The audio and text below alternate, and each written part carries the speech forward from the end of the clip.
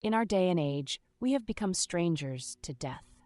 We walk through life encased in bubbles of denial, consuming the remnants of once living beings from sterile packages, handing our departed to strangers who hide the reality of our mortality behind closed doors. We have forgotten the ancient wisdom that whispers in our bones. Death is not our enemy, but our teacher, our transformer, our gateway to the infinite. We can't talk about life without taking a bow to death, the only certainty. It stands as the great equalizer, the ultimate teacher, reminding us of the preciousness of each moment and the depth of our interconnectedness. Yet, even as we build walls of distraction and digital immortality, death refuses to be ignored. It breaks through our carefully constructed illusions, demanding acknowledgement. And in that moment of confrontation, we stand at the threshold of profound awakening.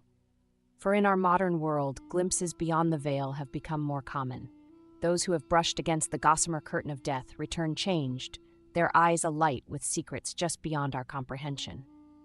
They speak of a light that embraces without burning, of a love that permeates all existence. They describe a dissolution of self into a vast ocean of consciousness, where the boundaries we once held so dear melt away like mist in the morning sun.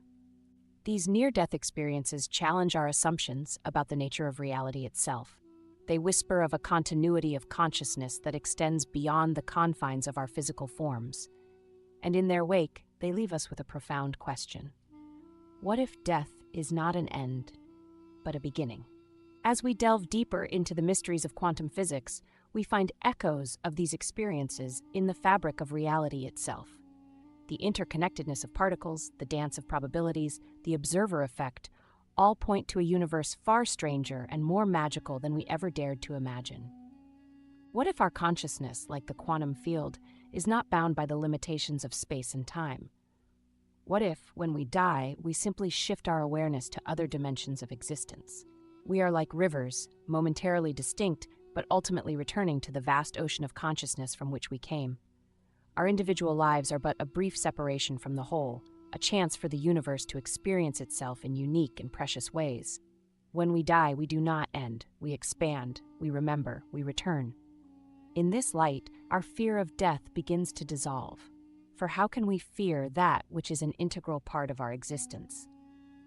Death is not our opposite, but our partner in the eternal dance of being. It is the inhale to life's exhale, the silence between notes that gives music its beauty. As we embrace this understanding, we begin to see the sacred in the ordinary.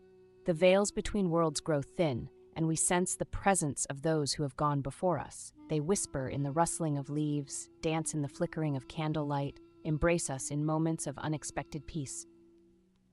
Our loved ones are not lost to us. They have simply transformed, their energy and essence woven into the very fabric of existence. We are coming to understand that the bonds of love transcend the boundaries of flesh and time.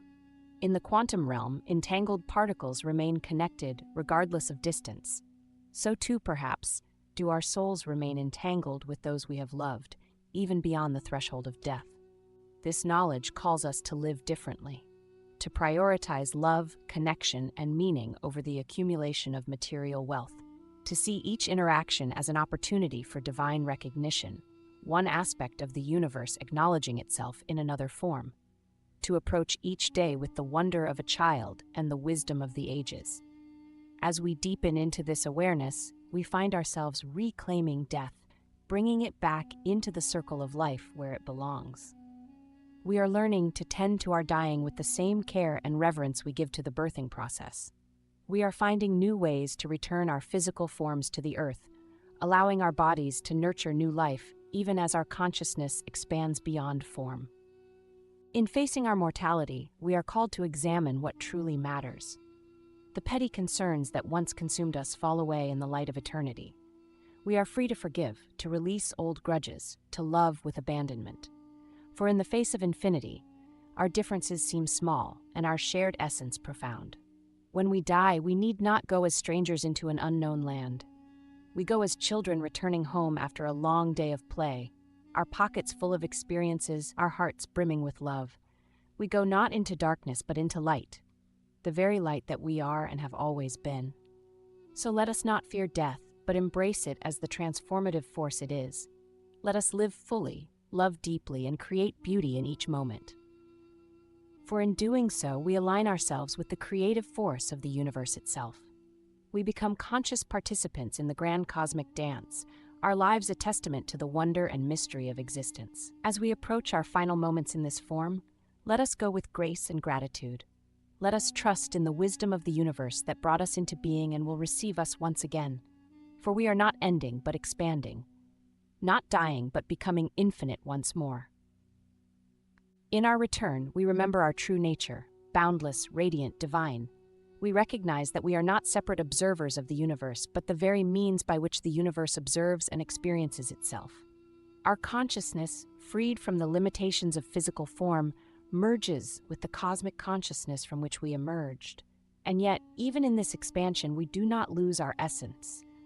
Like a drop of water returning to the ocean, we become one with the whole while retaining the unique imprint of our journey. Every love we've shared, every challenge we've faced, every moment of beauty we've witnessed, all become part of the universal tapestry, enriching the cosmic story. As we stand at the threshold of this great mystery, let wonder replace fear, let curiosity overcome anxiety, for death is not an end, but a doorway, not a punishment, but a graduation. It is the moment when we remember what we have always been, infinite, eternal, and profoundly connected to all that is. So when we die, let us go willingly into that good night, not raging against the dying of the light, but recognizing it as our own luminescence, finally free to shine at its full brilliance. For in truth, we do not die, we awaken, we remember, we return. In this grand cosmic dance, let these words echo in our hearts. Whisper of stars, heartbeat of stone, we are the universe, never alone. Death is a door, a veil so thin, where ending and beginning are kith and kin. Fear not the night, nor the fading of light, for we are eternal, infinite and bright. In life, in death, in all that we see, we are the cosmos, forever free. And in that return, we find that we have never truly been separate, that life and death are not opposites, but complementary aspects of the same eternal dance. That love, consciousness, and the essence of who we are transcend the boundaries of time and space. Let this understanding infuse our days with depth and our moments with meaning. Let it inspire us to live as if each day might be our last and as if we've all of eternity before us, for both are true in their own way. When we die, we embark on the greatest adventure of all, a journey beyond the confines of individuality and into the heart of all that is. We return to the source, bringing with us the gifts of our unique experience, ready to contribute to the ever-evolving cosmic story. So fear not, dear ones. Embrace life, embrace death, embrace the wonder of existence in all its forms. For we are the universe made conscious, eternal beings playing in the fields of time. And when we die, we do not end, we expand, we transform, we become everything.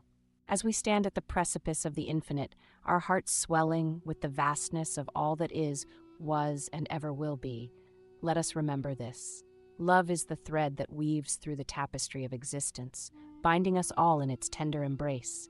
It is the force that transcends death, that bridges worlds, that echoes in the silence between stars. In our final moments, as we prepare to shed the cocoon of individuality and spread our cosmic wings, let our last thoughts be of love. Love for the life we've lived with all its joys and sorrows. Love for those we've touched and those who've touched us. Love for the strangers we never met, but with whom we've danced this earthly dance. Love for the trees that gave us breath, the waters that quenched our thirst, the soil that nourished us. Let us love the light and the dark equally, for both have shaped us. Let us love our triumphs and our failures, our laughter and our tears.